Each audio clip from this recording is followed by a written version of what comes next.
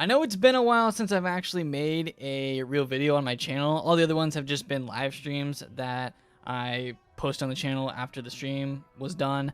But I'm glad people are watching those, and I'm glad people are coming to the streams. We'll be doing more of those streams. We're actually going to be finishing up Imperial Part 2 on the Saturday stream for the fire walkthrough, so that'll be the end.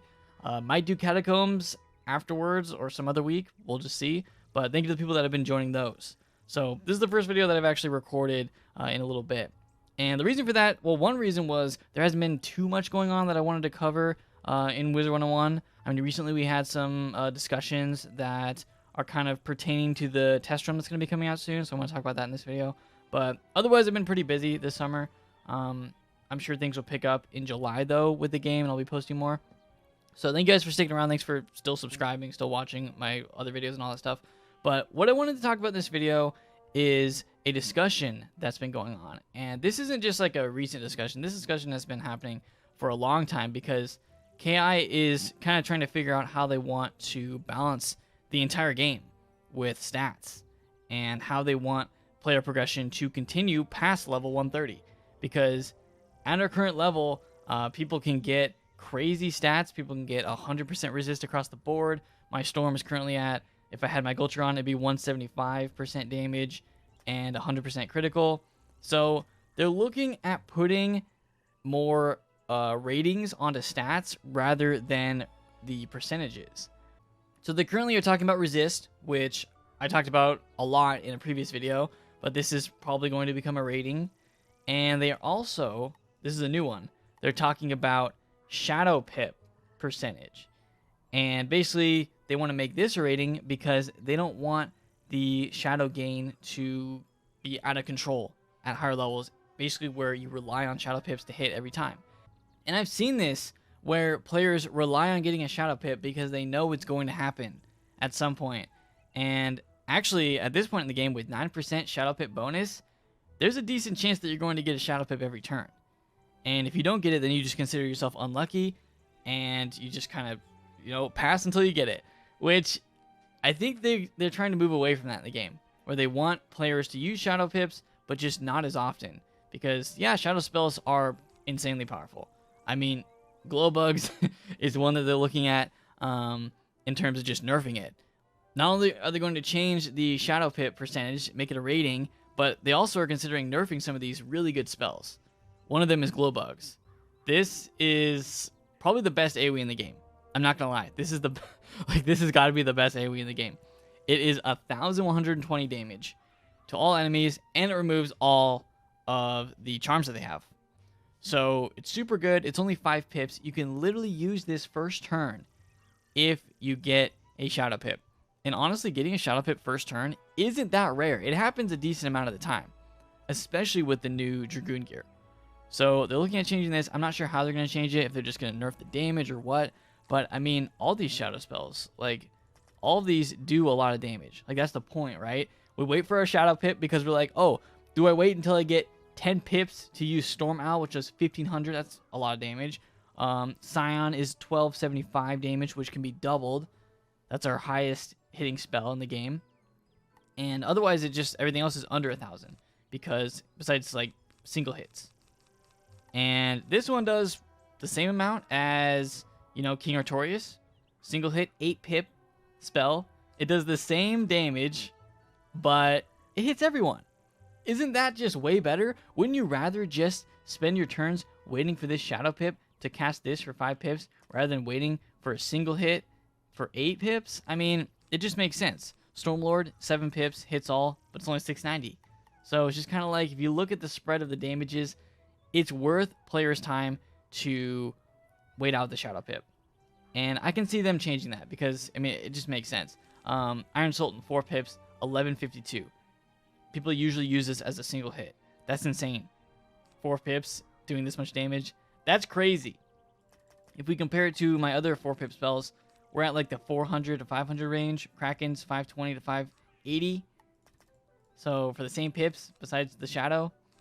And then the 6 pip spells, I feel like, are a little bit better because this one actually has a drawback, where none of these other spells have a drawback. This one, Rasolka, 6 pips, wait for the shadow, 1445, crazy damage, almost as much as Storm Owl, but you could also get the drawback of -30 to your next Storm spell. So I kind of like that. I mean, we get a drawback for a super powerful spell. All the other spells, no drawback. Like, there's no reason to not wait for the Shadow. Just spam bugs, just spam Iron Sultan. Easy. I mean, that's it. So they want to look at reducing the amount of Shadow Pips that we get, which I'm okay with. And they actually want to kind of tailor it to where the crit rating evens out per world. So the Wizard101 devs Twitter actually already talked about this in a reply to someone, and they said, with the new rating system, the frequency of Shadow Pips will not be higher, but rather remain as a standard average, since as you move through the worlds, the rating needed measured against each mob's grows, and the gear will compensate. You will not get ahead of the curve by too much. So, as of right now, Shadow Pips just as gear, gets better, as this the Shadow bonus that they give on each piece of gear gets better, then we just become stronger. And the only thing they can do to compensate for that is to make the enemy stronger. With the Shadow Pip rating, it kind of will even out. And it will not grow exponentially until, infinity. So it won't just keep growing. It'll kind of be a more average Shadow Pip chance against the player, depending on the mobs and everything that you're going against. And the more rating you get, the higher chance, obviously, that you can get a Shadow Pip will be. So that's what they're looking at, which is fine. I mean, I understand that, and it makes sense. They don't want players to be too powerful. They don't want things to be too easy, and I'm fine with that. I'm just interested to see how they actually go about it. So Shadow Pip changes are coming. Resist changes have already been in the works, and I'm sure that's going to happen. I'm not sure if all this is happening in this test room. It feels like it is. Definitely the Shadow Pip change, probably the resist change, but maybe the nerfs too of Shadow spells. I don't know. I mean, the game's going to change a lot with this update. And I know a lot of people probably aren't going to like it, but for the future of the game, it kind of is needed. Especially since resist is getting to an absolute breaking point. And all the other stats are actually getting pretty crazy too. So it seems like KingsIsle is looking to balance the entire game, not just PvP, because it's like they've looked at PvP and they're like, okay, obviously these things are broken, we need to fix all this stuff. But then at the same time, they're looking at PvE as well. They're like, oh, all this is broken too. Why don't we just try to fix both at the same time? And this is going to affect every player in the game with these future decisions, which we're probably going to see in the next test round. So I just hope it doesn't make players feel like way less powerful than they were before. And I'm hoping they kind of scale it in a way where it makes sense, where we're still at the same power level for being level 130 and having the best gear. We still feel like we're at the same power level, but things are just kind of scaled back so that they have room to expand the game in the future, because they want to expand the content. They want to make, levels higher than 130, but they're kind of at the point where they need to make space in order to have gear actually get incrementally better. Because right now, gear can only get better by, a few percentages, and it's getting to the point where they can't really expand it anymore. They can't really give us any more resist. They can't, they've kind of switched the hitting gear to being, just crit and damage. If you compare it to the Mouster gear from Darkmoor, we used to get resist on these pieces of gear, and they stopped putting resist on these because resist became broken later on. So they stopped putting resist on these pieces of gear, and they just said, okay, we're gonna give you more health, and critical is actually less than the Mouster gear, which is funny. Damage is more. They give us more damage. That's fine. And Pierce is actually on this one. Pierce is lower, but yeah, so that hasn't changed. And so we have very few stats, for 30 level increase, we have very few stats that are actually being upgraded. So it'll be interesting to see how they go about this. There's going to be a lot of discussion. I'll probably be making a lot more videos on it as they release the test room and we see what changes they're trying to make.